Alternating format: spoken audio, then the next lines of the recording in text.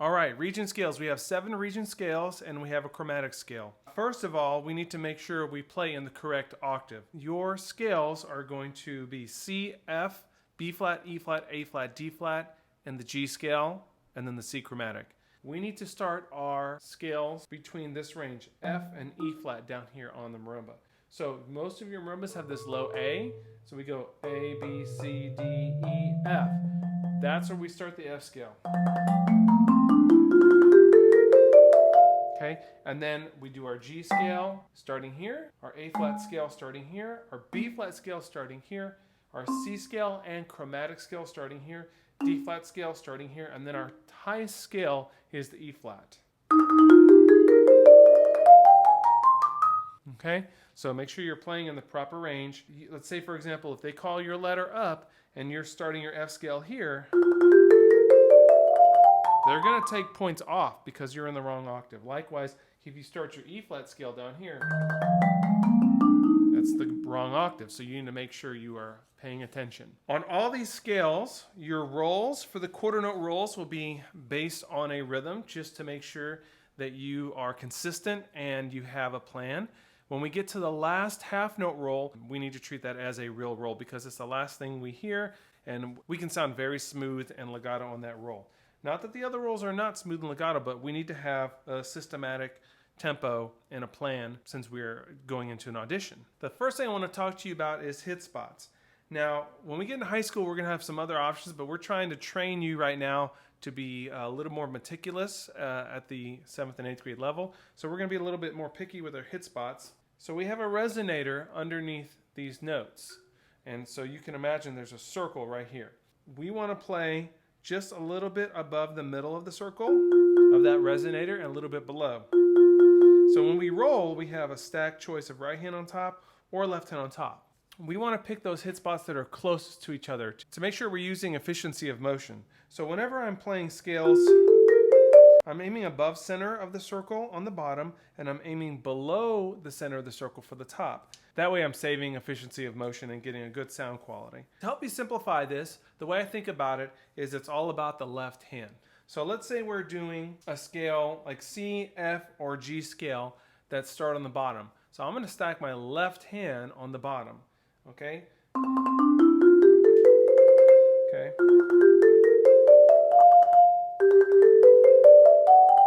That helps you kind of simplify your thinking. Just think, if I'm starting on the bottom, my left hand's on the bottom. Let's say I have a top scale, A flat, B flat, D flat, or E flat. I'm going to put my left hand on top.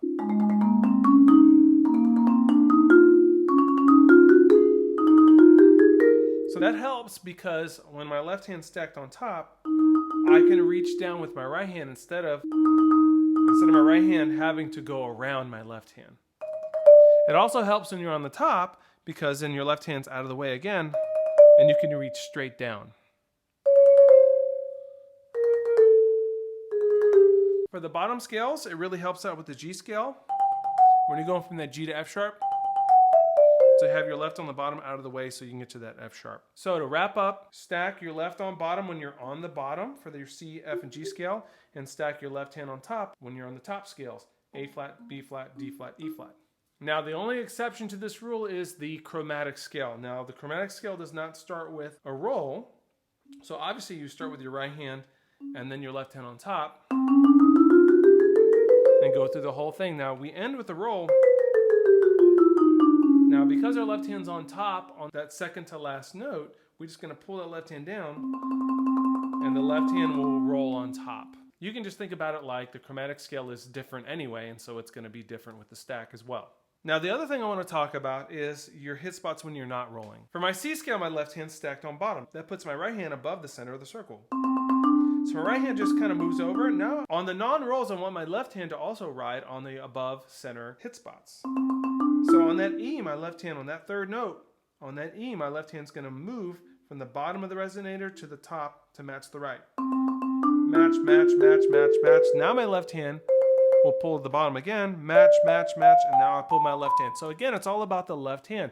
The left hand sets you up for the stack, and the left hand you have to think about moving it to the opposite of the stack when you're doing eighth notes. Other than the C, F, and G scale, you're not really going to have to think about that too much. But what I don't want to see right now is that you keep the stack the whole time. Because you're not really learning how to trust your stroke and get a piston stroke. Part of the piston stroke is getting your hand out of the way. So if you cheat and you go to stack the whole time, you're not really learning that skill set.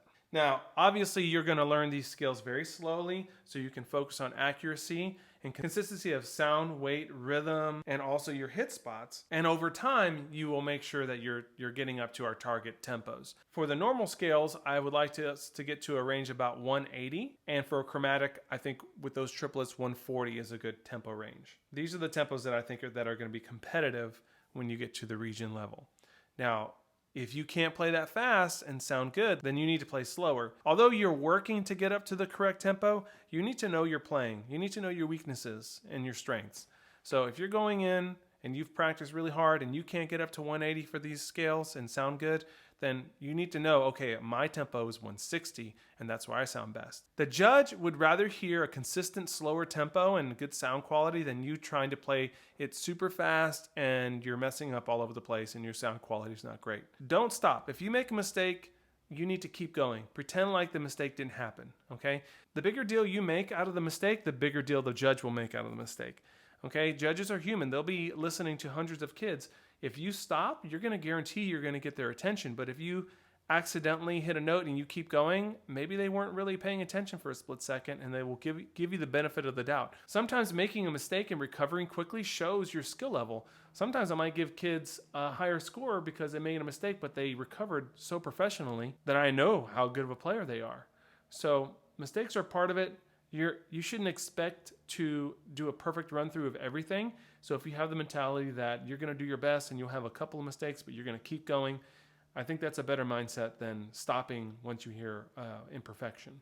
Some kids, they'll start the scale twice because they're hesitant.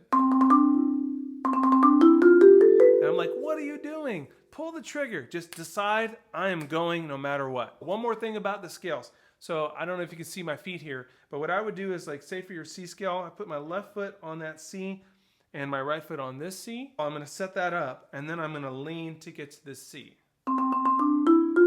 And then I lean to get to the C. Now when I get to this middle C, I'm going to put my feet together and then separate. And then I'm going to lean to get here. Okay, a lot of kids don't move their feet at all, and then they start turning their body, and they're going to start getting these bad hit spots as they get around. So you need to make sure you are able to do the marimba cha-cha, or whatever you call it, where you have your feet apart, together to get to the top, together to get to the bottom. Then move your weight back and forth as you're going from these different octaves. Okay, you don't really want to rotate at the trunk at this point. All right, so another thing I want to talk about is your grip pressure. So most kids are afraid to hit the wrong notes and they perform with fear. And what that does is you start to grip the mallets harder. So what happens when you grip the mallets really hard is you're taking the weight out of the stick and you get this kind of weak. Or you get imperfections because you're afraid to hit a wrong note and you have notes that are dipping. And so make sure you're holding the grip correctly, but relax in the back of your hand. Make sure the stick can breathe and has a little bit of relaxation and wobble to it. That way the stick, the weight of the mallet can go through. Okay? So for example, I think a good way to practice finding that right grip, go ahead and start with a stiff, tight, army stroke and kind of feel how you're not feeling the weight of the mallet. The mallet doesn't feel heavy in my hand. And then I'm going to start to use more wrist. And I'm not playing super high on these scales either. I may be playing 8 inches. And then I'm going to start to relax my grip.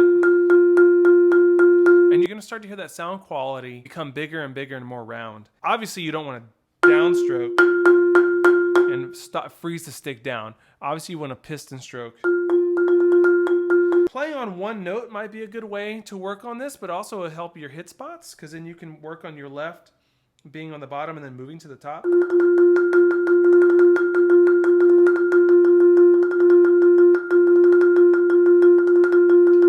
And then also, in order to play on the same note and play both mallets on the 8th notes above center, you're going to have to piston to get your your hand out of the way, and then you can work on that perfect grip tension and perfect piston stroke. Okay, you could start all tight and then relax and find that grip where you're letting the stick breathe. You can do the same thing on the top.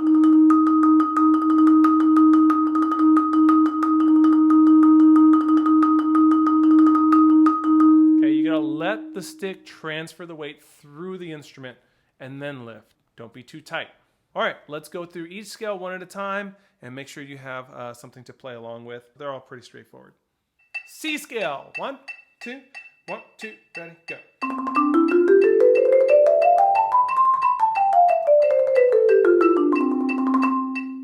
F scale, 1, 2, 1, 2, ready, go.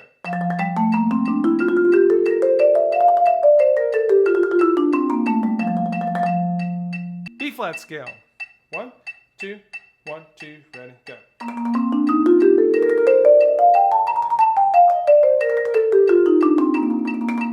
E flat scale, 1, 2, 1, 2, ready, go.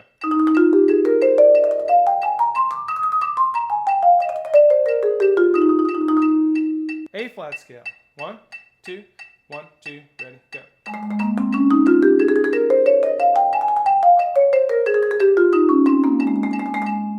D flat scale, 1, 2, 1, 2, ready, go.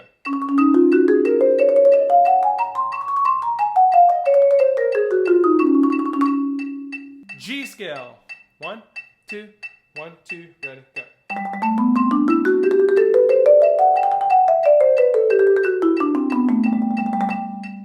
Chromatic scale, 1, 2,